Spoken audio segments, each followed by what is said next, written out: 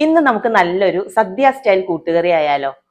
അപ്പോൾ അതിനായിട്ട് 250 ഗ്രാം വീതം ചേന, കായ, കുമ്പളങ്ങ. ഇതിലേക്ക് 2 സ്പൂൺ കുരുമുളക് പൊടി, 1.5 സ്പൂൺ മുളക് പൊടി, 1/2 സ്പൂൺ മഞ്ഞൾപ്പൊടി, 1/4 സ്പൂൺ ഉപ്പ്, 2 തണ്ട് കറിവേപ്പില.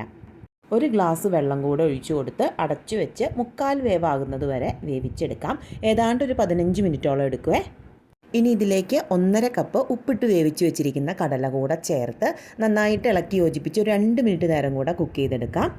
ഇതിലേക്ക് നമുക്കൊരു 1/4 കപ്പ് തേങ്ങ, 1/2 സ്പൂൺ ജീരകവും, ഒരു തണ്ട് കറിവേപ്പിലയും, ഒരു 1/2 ഗ്ലാസ് വെള്ളം കൂടെ ചേർത്ത് നല്ല പേസ്റ്റ് പോലെ അരച്ചത് ചേർത്ത് നന്നായിട്ടൊന്ന് തിളപ്പിച്ചെടുക്കാം. അപ്പോഴേക്കും നമ്മുടെ കഷ്ണങ്ങളൊക്കെ വെന്ത് കിട്ടും. അടുത്തത് തേങ്ങയുടെ ഒരു വറവ് തയ്യാറാക്കണം.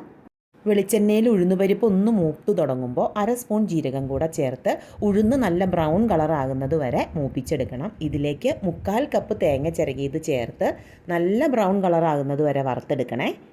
ഈ സമയത്ത് ഉപ്പ് നോക്കിയിട്ട് ഉപ്പ് ആവശ്യമാണെങ്കിൽ രണ്ടാമത് ചേർക്കാം.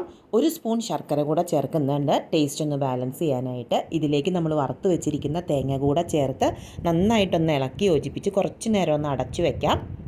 ഈ ഒരു പരുവത്തിന് ഓഫ് ചെയ്ത് ഇറക്കണേ. ഒരു അരമണിക്കൂർ കഴിഞ്ഞാൽ നല്ല സെറ്റായിട്ട് ഇരിപ്പുണ്ടാവും. ട്രൈ ചെയ്ത് നോക്കിയിട്ട് ഫീഡ്ബാക്ക് പറയാൻ മറക്കല്ലേ.